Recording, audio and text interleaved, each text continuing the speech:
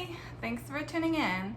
Today I want to talk about my favorite and not so favorite luxury brands and why. I think it will be a rather chatty video just for me to share some of my thoughts on a lot of the luxury brands that exist and why I have chosen to add pieces from some of those brands and chosen not to do those for others. I feel like with everything going on, we have all had an opportunity to reevaluate, if you will, some of our collections, the items in our closets, where we choose to spend some of our discretionary spending and things like that. After I've spent a little bit of time reflecting on that, I think I have a clearer path on what I want to do when there's some more normalcy restored in our day-to-day lives, and how I want to go about adding new things to my collection.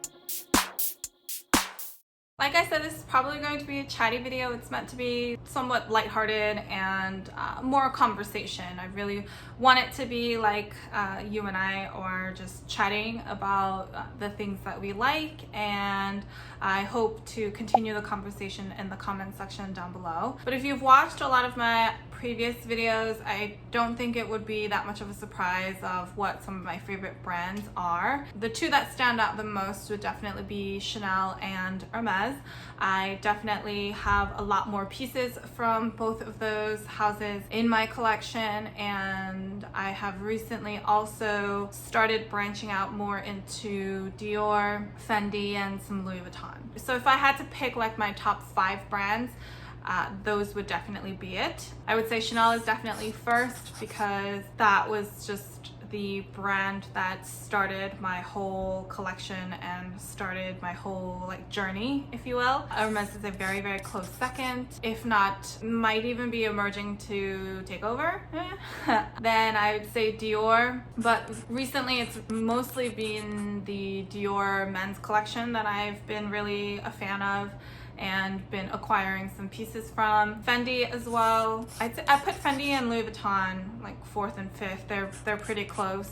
They're more emerging in my collection. I'm more recently growing more of an affinity for the LV monogram. Previously, I hadn't cared too much about the LV monogram, so it's more in recent years where I'm finding places or areas in which I like to get a little bit of that monogram feel, but not too much of it, not so that it's overpowering. And because I already have a pretty substantial handbag collection, I think I look more towards Louis Vuitton for either some more like ready-to-wear accessories or home goods more than I'm looking for like handbags from them. Going back to Chanel and Hermes, I mentioned that Hermes might be overtaking Chanel in terms of my most favorite brand. Part of that has to do, I think, with the more recent price increases that Chanel has introduced. The initial price increases that I've heard of were valid for Europe only, and then rumor has it that the States should also be seeing a price increase sometime soon. Just based off of the price increases that have happened in Europe, I am pretty shocked at the prices of some of the classic pieces.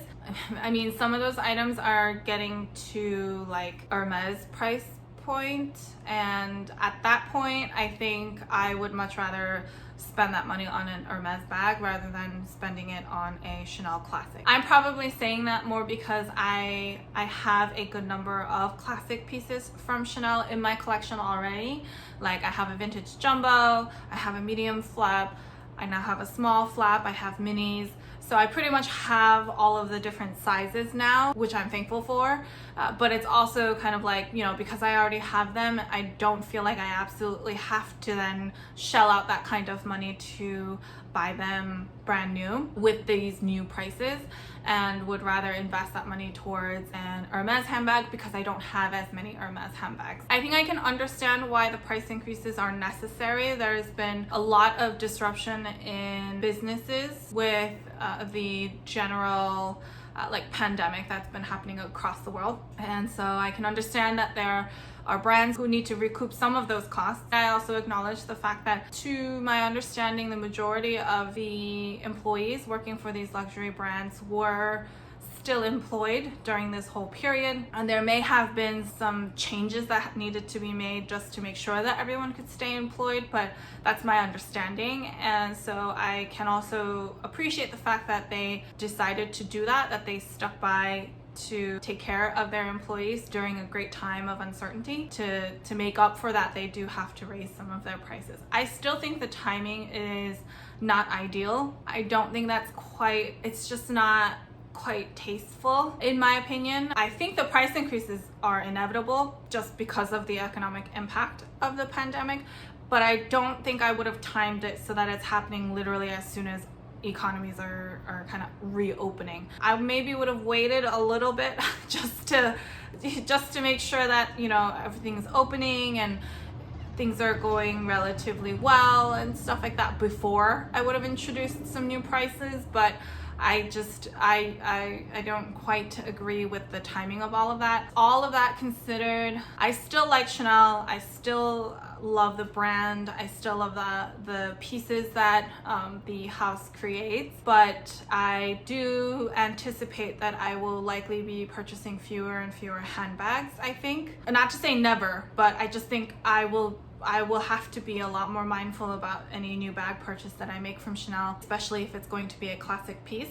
Just where I am with my collection in general, I think I will be focusing a little bit more on ready-to-wear perhaps from Chanel to add some of those pieces as time goes on. But those prices are also really extortionate and sometimes I feel like it's better to purchase a lot of those items pre-loved, just because it adds to an element of sustainability, because you are kind of reintroducing a new life cycle for a piece of clothing that was created in the past. But also the prices of pre-loved wear I feel like are much better than when they're brand new from the store. So it's just a lot of things to really think about. I'm really waiting it out to see when the stores are able to open up. It likely will be a combination of either curbside pickup, so like you place your order like over the phone or ahead of time and then you go to just pick the items up, or I think they would be doing them by appointment only. That's kind of what I've been hearing from the different essays at the different luxury boutiques. So I'm kind of waiting for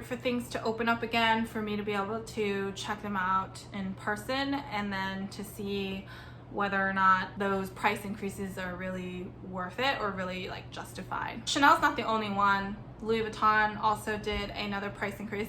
I don't follow their prices as much because I don't purchase as many items from them, but if I understand correctly, I think they had a price increase around February-ish, and then they introduced another one in May, which that's also really quick and also poor timing in my opinion. But the price increase, like the percentage of increase, wasn't as dramatic as it was at Chanel for some of the items. I found out all of this information from the Purse blog, so I will link them down below if you're curious to see more details on like the pricing and things like that. But they definitely have more detailed information. I think a lot of other luxury brands are also going to follow suit. I think they're going to be forced to have to do that. They anticipate to have fewer sales this whole year, so to make up for some of that, they would have to push their prices up. And I understand that it's also pretty normal or regular for this to happen on an ongoing basis, especially for these global brands to be able to harmonize their prices across the world. By harmonization, I mean they don't necessarily want it to be a lot cheaper to purchase a bag in Paris, let's say, compared to purchasing it in the US. They want to make it so that it's relatively similar in cost, so that it's pretty fair across the world, if you will. What do you think about the price increases that have happened, and does that deter you from making future purchases? Will it turn you exclusively to the pre-loved market now? Do you think there are other reasons why they are increasing their prices right now? I would love to hear your thoughts, so let me know in the comments down below. So I thought it just would be fun to share some of my not so favorite brands as well, and why. This is by no means to be a bash at any of these brands, and if some of these brands are your favorites, it's not to offend you or anything like that. I was noticing how I don't have a lot of pieces from certain brands, or I have no pieces from some brands, and you know, I thought it would be interesting to dig a little bit deeper as to why that might be. So I just thought this would be a little entertaining. But the first one that definitely comes to mind is is YSL. There are some pieces that I love and some pieces that I try to make sure I can incorporate appropriately, like, you know, the teddy jacket that I recently got. Otherwise, I think the brand is just, it's a little too rocker chic for my style, and I have a harder time pulling that off. I think that's what it is. And also when it comes to their leather goods, so their handbags and their small leather goods, I find that they go on sale a little too much. So for me, it's somewhat kind of dampened the brand image, if you will. So I don't really have an urge to buy something full price, because in the back of my mind, I'm always like, oh, I feel like it'll go on sale though, so I can buy it on sale. Another brand that I struggle with is Burberry. Check pattern is very iconic, and I know their trench coats are very iconic. I have like one scarf from them, and that's it. There's no iconic handbag that comes to mind when I think of Burberry. And over the years, I think they've tried to reinvent themselves when it comes to handbags, and like tried to introduce new silhouettes and things like that, but I feel like they've all struggled to stick. And so because nothing really iconic stands out in my mind outside of their trenches, like, it's one of those brands where I'm like, when I'm in the market to get a trench, I'll probably take a look for sure, but other than that, like, I'm not really dying to add something from Burberry. The next one is Prada. I was actually really surprised that I did not own a single item from Prada in my collection, which I was actually a little bit surprised myself. I thought there would be something like hiding somewhere in the closet, but there really is nothing. In 2019, when they came out with the little kind of baguette style Prada bag that was really nostalgic for the 90s, I did have a moment where I was like, oh, maybe I'll like pick that up for nostalgia's sake, but I don't know, I also never really got around to doing that. I feel like the bags would be used mostly for casual wear over the weekend, and then I'm like, do I really need to? I have a lot of other bags that I think I would rather want to get more use out of before I introduce a new one. So I think just with all of that, I ended up never purchasing anything from Prada. Balenciaga is a brand that I have more recently started looking into. I have like a men's shirt, like a plaid, like button-down shirt. Small things here and there, like some house slippers and things like that. But I haven't been able to purchase like a Balenciaga proper bag, because I think for me, it's just a little too loud. It seems very, I don't know, maybe I just don't think I'm that hip to be able to pull it off. Celine is another brand that I actually don't have any, like not a single piece from Celine proper. My boyfriend has like a Celine wallet, so that's in my possession in general, but I have not purchased. I think if Phoebe Philo was still there as a designer today, right as I'm now more in a place where I want to add ready-to-wear pieces to my collection, I think I would have checked out the brand a lot more, because I hear about Phoebe Philo collections for Celine and how she was a woman who was designing for women and all of that good stuff. So because now I'm more in the place where I'm looking at ready-to-wear, I think I would have gravitated more towards the brand. When the creative director changed, I can't say I really like any of the bags, any of the reimagined bags. They're just not really my style in particular. I think Celine was just a timing thing. I think the last one that I'll mention today is Chloe. Chloe is another brand that I love to look at, and I love the colors and a lot of the silhouettes, but it's just a little too like bohemian chic for me. There's like some element of it that seems like it's a little extra girly. I feel like I'm somewhere in the middle of that spectrum of being like really, really girly and really tomboy. I just kind of sit somewhere in the middle where I flex one way or another depending on my mood that day. I couldn't really see myself carrying any of those handbags with the versatility that I usually like to have from pieces in my collection. All right, so I know this was a really chatty video. I just wanted to sit down,